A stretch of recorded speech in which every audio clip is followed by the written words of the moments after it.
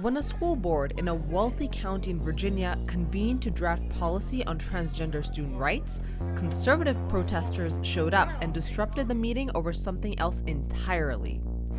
Critical race theory is anti-white, and it's not American. You've probably heard this term, critical race theory, quite a bit recently. Let's debunk a few myths around critical race theory. Like, is it really anti-white? It really is about putting the question of race, and anti-black racism, front and center in both examination of the history of America as well as contemporary America. Despite what parents might assume, like most bodies of legal theory, CRT isn't actually being taught in the majority of K-12 schools. In fact, 96% of teachers reported in a survey that their schools did not require them to teach critical race theory.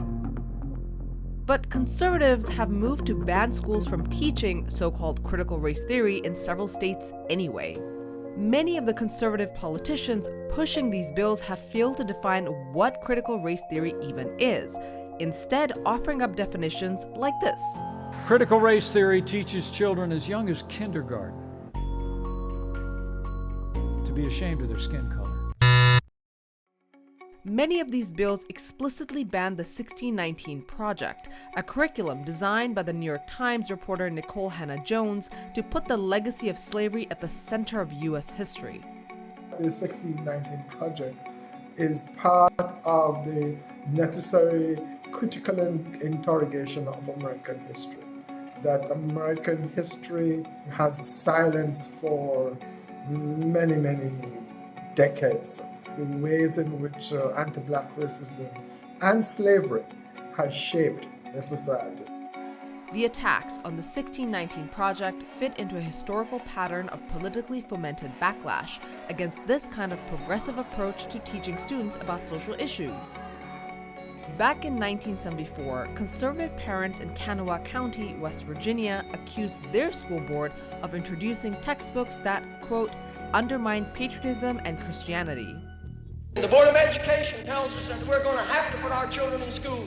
Let me tell you this, Board of Education, I'll put you on notice today, here at this rally, that if it means it, we'll set up our own school system in Kanawha County, and if you don't have it... So, why is critical race theory the new target for conservatives? Well, let's get back to Loudoun County School Board for a second.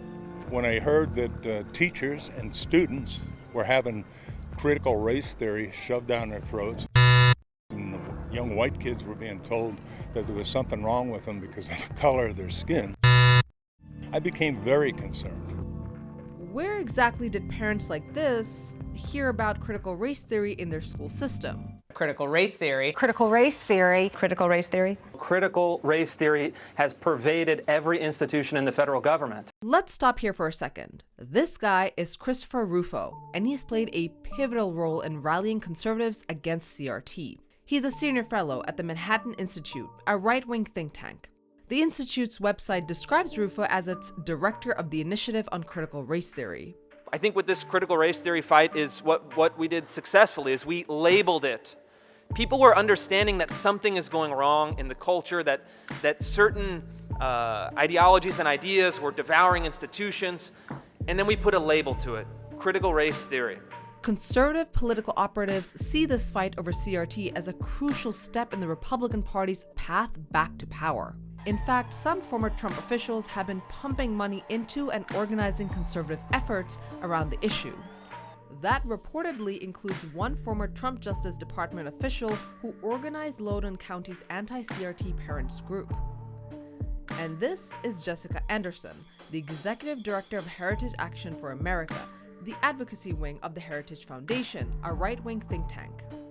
Anderson told Politico that her group's priority is the fight against critical race theory, which she said could be one of the most important conservative grassroots fights since the Tea Party movement.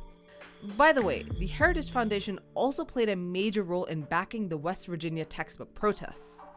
There's also the newly formed 1776 Project PAC, which takes its name from the year the Declaration of Independence was signed. It plans to back school board candidates who oppose teaching critical race theory. Keep in mind, 96% of teachers in a survey said their schools did not require them to teach CRT. The question of school boards and so on is actually an instance, but it is actually set up as a mechanism in which people can think about, or people feel that they have something to say because this is their kid's life that they're talking about. The right is also using this opportunity to push its own versions of history in schools. Down in Texas, Governor Greg Abbott signed a bill creating the 1836 Project to promote, quote, patriotic education in the state. This so-called education emphasizes things like the, quote, Christian heritage of Texas. Narrative of American history has always been a battleground. Whose history are you telling? What is the history you are telling? The language used in some states' anti-CRT bills is so broad that some observers think teachers may self-censor and exclude an even wider range of material from classrooms. Especially since some of these bills, like Arizona's, threaten teachers with fines as large as $5,000. Some states seem to be threatening academic freedom and free speech even further. Florida Governor Ron DeSantis has doubled down on the CRT bill by signing another bill requiring public colleges and universities in the state to survey students and professors about their beliefs. Professor Bogue sees all these threats as connected to the larger assault on civil society.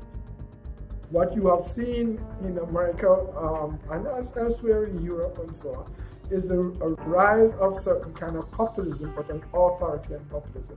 A populism that is against liberal democracy. And in that kind of populism, then the questions of free speech and debate are not on the cards. Some people say it's a kind of temporary aberration and put it out the door. But the problem, as you might know, with temporary aberrations is that they become permanent very quickly.